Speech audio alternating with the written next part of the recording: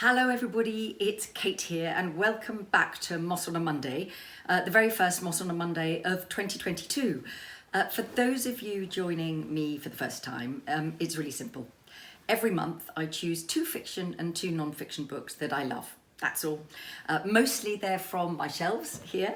Occasionally they're brand new books, but it's just been great fun for me to go back to books that I've loved in the past, reread them and see if they still have that magic, if you like.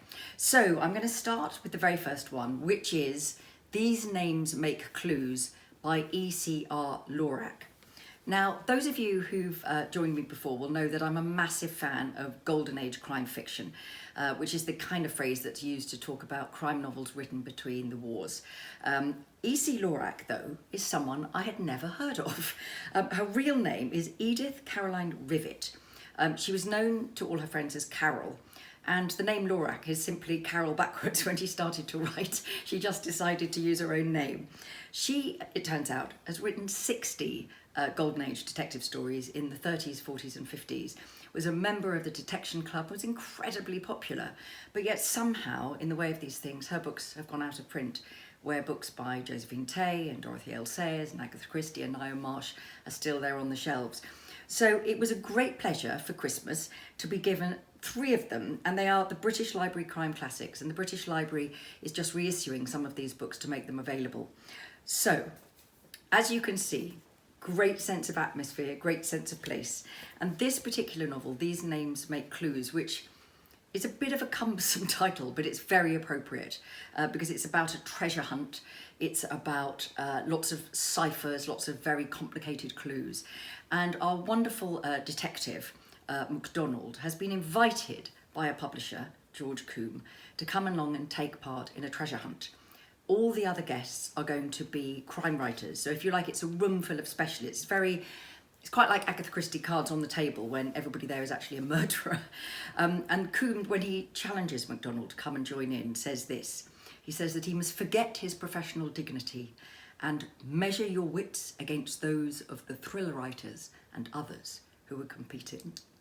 So the stage is set, it's 1936, 1937, and MacDonald goes along and discovers that everybody has been given a pseudonym. So he's introduced to Jane Austen and to Ben Jonson and to Anna Sewell, and little by little people are trying to work out who the other people are. But of course, things don't go according to plan. Something happens, and when the lights go back on, a body lies dead on the floor. It's one of those joyous kind of books that you are pitting yourself against the author. You are trying to decipher the clues, which are really complicated. I'm not very good at word games, sadly. So most of them I couldn't make any sense of at all as I was reading it. But of course, little by little, you start to discover, was that man the original victim? Somebody else not there at the party is also found dead, but which order did it happen in? And MacDonald has got to be both a guest, I suppose, but also the member of CID who's there. There's a good bit of rather perky flirting, if you like. But one of the things that I loved about Lorac, and again, why I was astonished that I hadn't heard of her, was that there is a real strong sense of what you would call blue stocking attitudes. You couldn't really call it feminism quite yet, or women's lib quite yet. But she's got these strong women characters. There's a lot of discussion about how men behave towards women. There's a lot of contemporary references and a lot of references to other writers, which I really enjoy. So when we first meet MacDonald, he's sitting in his service department, of course, and he's reading a travel book by a real travel writer called Peter Fleming. Now that Peter Fleming would go on to have a younger brother who might be much better known to you, aka Ian Fleming, creator of James Bond. So there's lots of period detail, there's great clues. She holds back till almost the end, so I imagine that people in the Detective Club would have thought, you've got to give us a little bit more. But she's a real find, and I've only got 3 of them so far, but the fact that I now know there's 57 more to go is a great pleasure. So there we have it, E.C.R. Lorac, aka our friend Carol. These names make clues.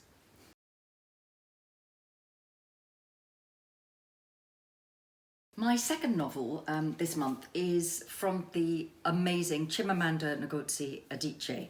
Now, I suspect almost all of you will know her, not least of all for Half of Yellow's Son, which won the Women's Prize in 2007 and more recently Americana. But this, Purple Hibiscus, is her first novel, and it's when I first met Chimamanda. It was published in 2003 and it was shortlisted for the Women's Prize for Fiction in 2004. And it's a debut, and she came over from Nigeria, where she lives, partly in Nigeria, partly in America. And straight away, just listening to her read from this novel, you knew that you were in the presence of somebody who was a really great writer. And she was very, very young at the time, but she just, everything about what she had to say, she understood. She knew the story she wanted to tell. And I just thought I'd go back to Purple Hibiscus, reading it again, not having read it since 2003. It's set in Nigeria. The lead character, a 15-year-old, is called Kambili, and her older brother is Yaya, and they live with their mother and their father in a very privileged situation, I suppose. They live in a compound, there's beautiful trees, they have servants, and her father is an incredibly devoted Christian. He's one of the leaders of the community. Everybody respects him, everybody loves him.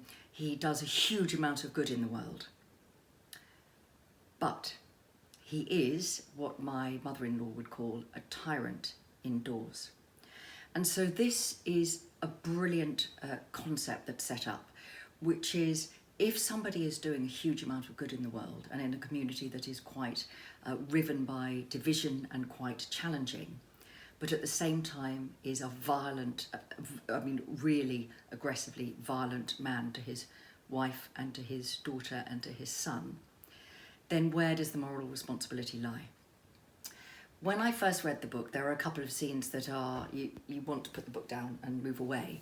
But actually what really comes through more than anything else is the beauty of this 15-year-old narrator's voice, Kambili, and the way that her hope and her expectation and the complicated feelings she has for her violent father, she does love him and she wants his approval, but at the same time, she lives in terror and fear of him, and when his rage explodes, it completely explodes.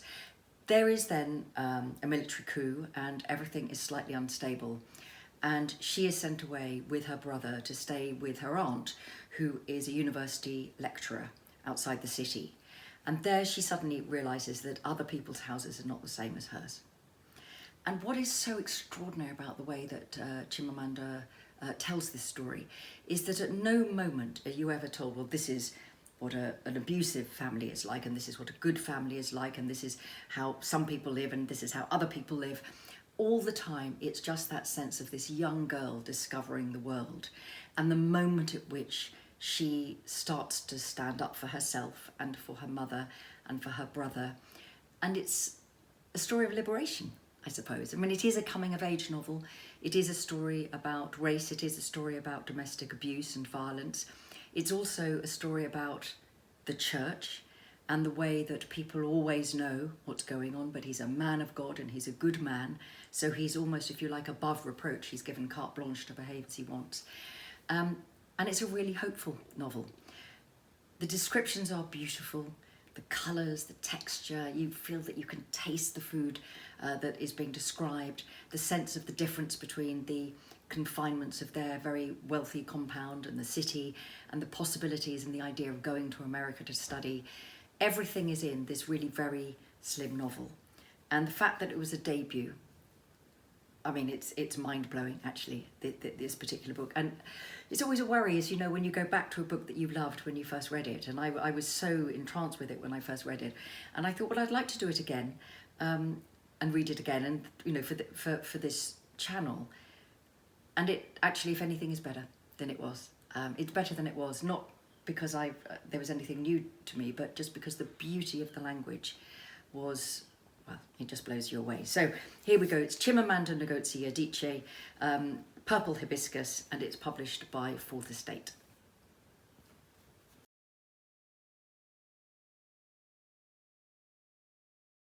Now, my next choice is, you need two hands to pick it up, is something of a departure. It's a book called London's Great Railway Stations, beautiful book, and it's written by Oliver Green, and the photography is by Benjamin Graham. Now, I did say I was going to do a Christmas special, but one thing led to another, and I was actually finishing writing a book and didn't get a chance to read very much. But if I had done a Christmas special, I would have said that this should be top of everybody's present list, because it is a book for, it's beautiful. It's a book for anybody who loves history. It's a book for anybody who loves London. It's a book for anybody who walks about the city, as I do, looking at all the plaques on the wall and the statues and wondering about the hidden stories.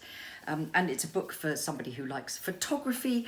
And of course, it's a book for people who like railway stations and trains. It is the perfect coffee table book and the perfect gift book. And at the heart of it is the idea that everything changed in London when the railways came. And there's a beautiful quotation which comes from Building News, which is quoted in the book. It dates back to 1875, and it's this: "Railway termini and hotels are to the 19th century what monasteries and cathedrals were to the 13th. They are truly the only representative buildings we possess." And the minute I read that, I thought, yeah, that's so true. It's so absolutely true. So Oliver Green was at the London Transport Museum and is a research fellow there, and is a specialist in transport, and particularly in trains and railways. And Benjamin Graham is a landscape photographer. He won Landscape Photographer of the Year back in 2017. And together they have produced this beautiful record of the capital city of the UK. It's divided into all the different stations, as you would imagine.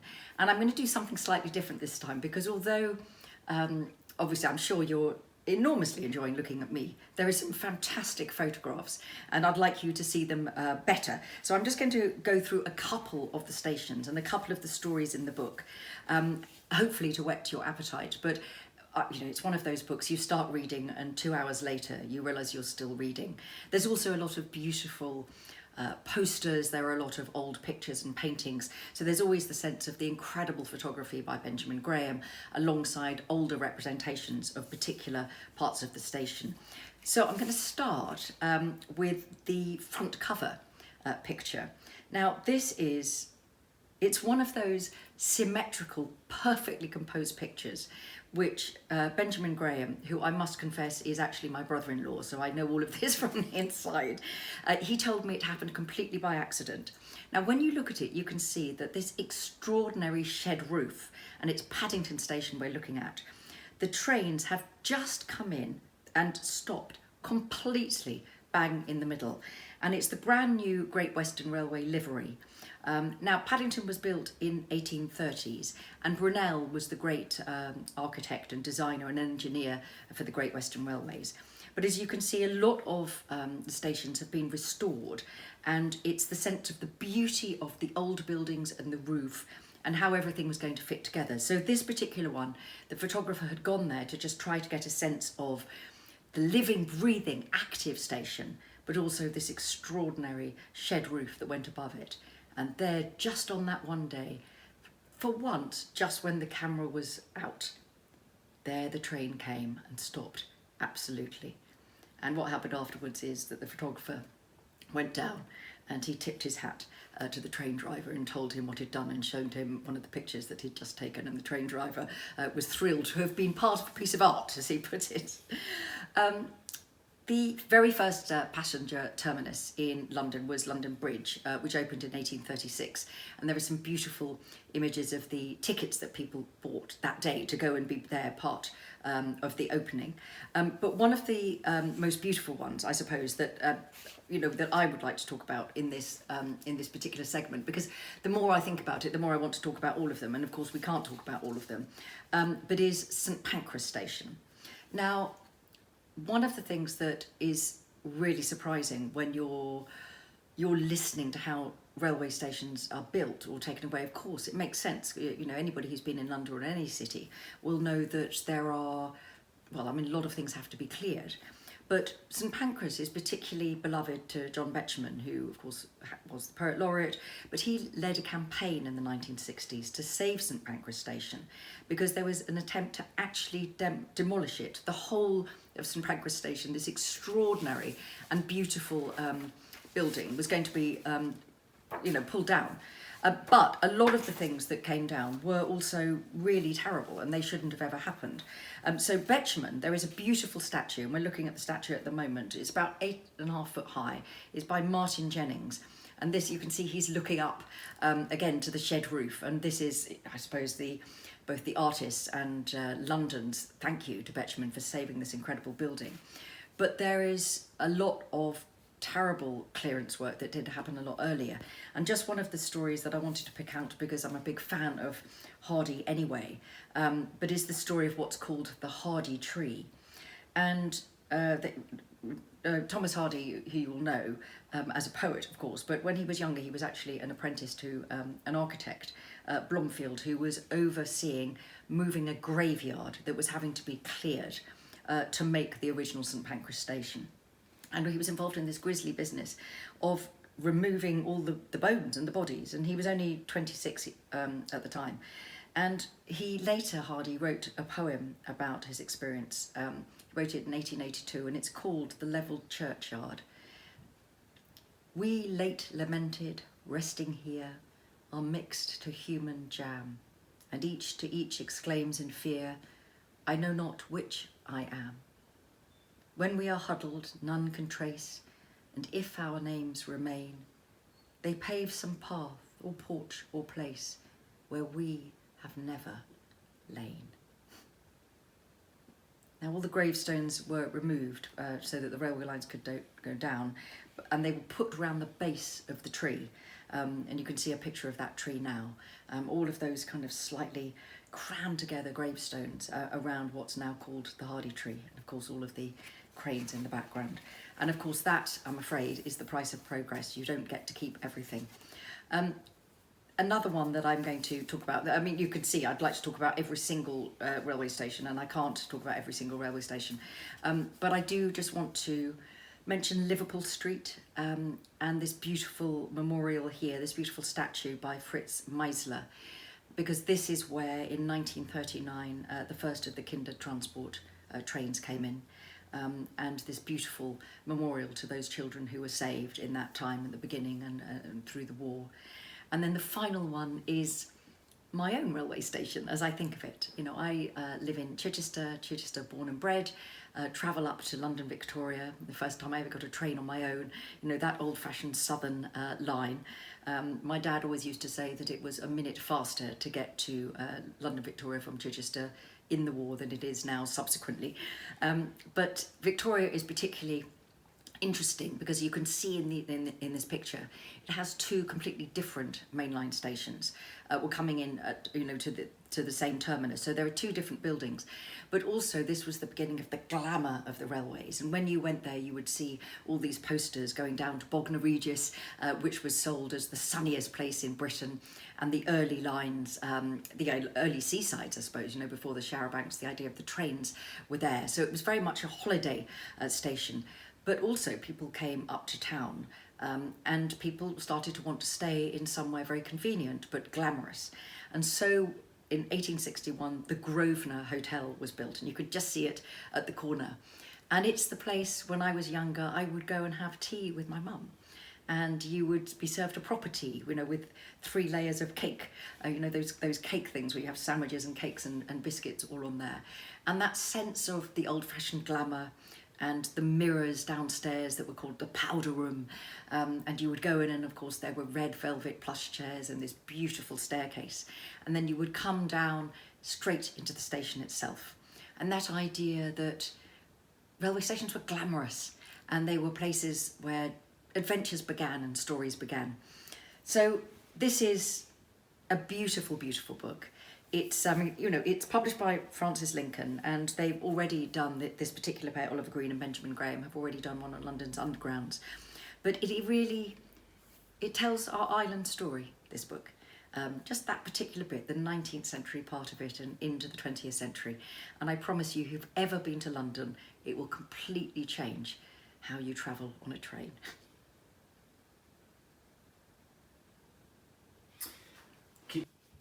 Right, back she goes on the table. Oh, God. You have to be strong to be a passionate reader. That's how it works. And actually, this one's quite hefty as well. My final choice is, it comes out of my favourite Twitter account in the whole world, frankly. And it's called On This Day.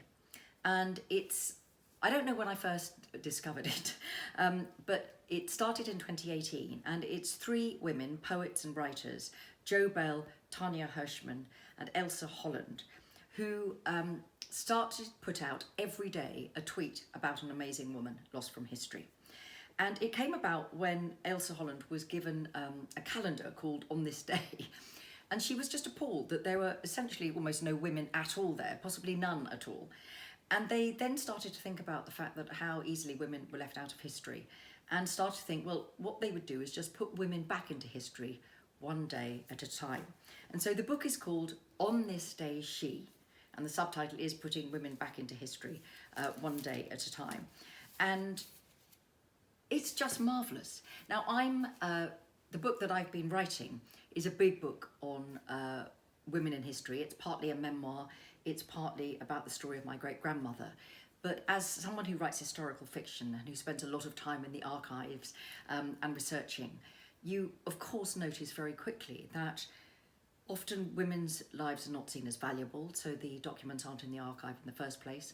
Or if they are in the archive, they're not seen as serious or important. If you like, that women's lives are not seen as history. History with the capital H is seen as the stories of kings and queens, kings and generals. And so it's an area that I'm writing in, and I'm writing a book, like this, except obviously we all choose different people because we fall in love with different sorts of stories. But what I love about this is their lightness of touch and the way that they explain things, and the fact that you can dip in and out, or you can read it straight through like a novel. But many, many, many of the women in this book I had never heard of until I got the book. And so it starts, the beginning, that, if you like, the introduction is called How to Leave Women Out of History. And it's a homage, I suppose you could say, to the wonderful science fiction writer Joanna Ross, who also wrote How to Suppress Women's Writing. And this is what it says. She wasn't there.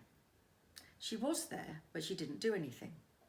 She was there and she did something, but she was only the wife stroke mistress stroke courtesan stroke girlfriend stroke muse, so she doesn't count. She was there and did something, but it wasn't her idea. She was just his assistant, so he should get all the credit and win the prizes. She was there and she did it, and it was her idea, and no one else helped, but it was at home. So really it was a hobby stroke craft, and it wasn't important. You get the idea. It goes on. So there are just so many extraordinary women in this book. When I was writing my own book, some of them were people that I was going to write about, and many, many others were not people that I knew or were going to write about at all. But I'm just going to give you a couple of examples, because I promise you, you will get this book and you will just never leave it alone. And every time somebody says, oh, there are no women composers, you'll go, well, forgive me. On This Day She will tell you that there are. So what I love is, for example, on that note, 1933, Florence Price was the first black woman to have a major symphony performed by a big professional orchestra in Chicago. Or the Bandit Queen, Phoolan Devi, who I'd never heard of. Or Jean Purdy, who is a nurse and an embryologist and was part of the team that put together the first test tube baby, essentially.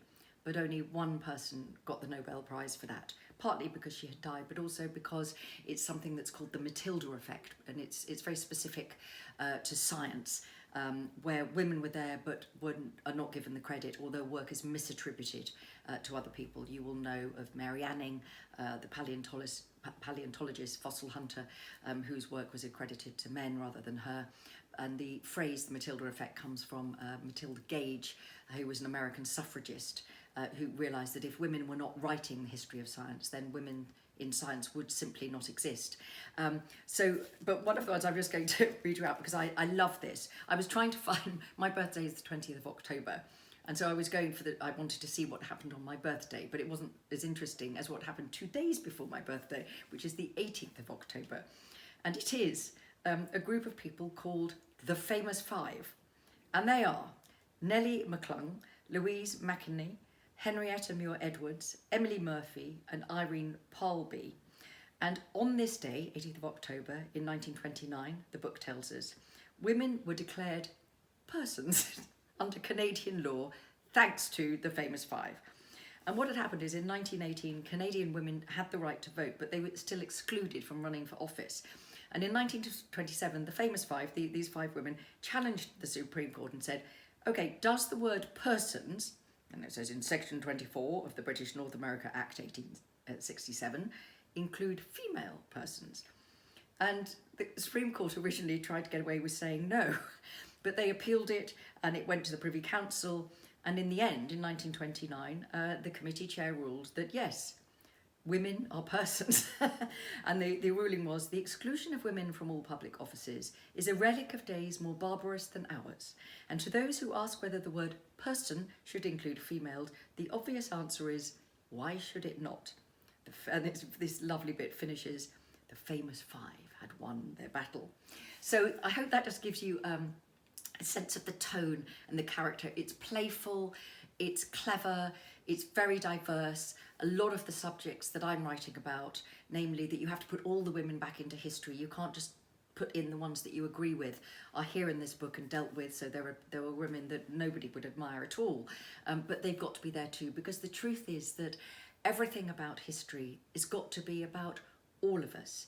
Women made the world too, and this book, On This Day She, gives all of us all the information and the ammunition to have that discussion when people say, but women have never done ...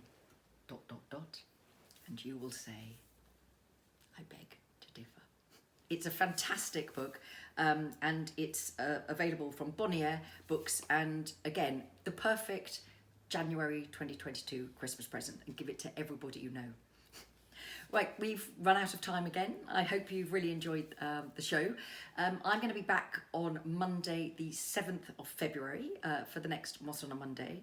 But between then and now, whatever you do, just don't forget, keep reading. See you then.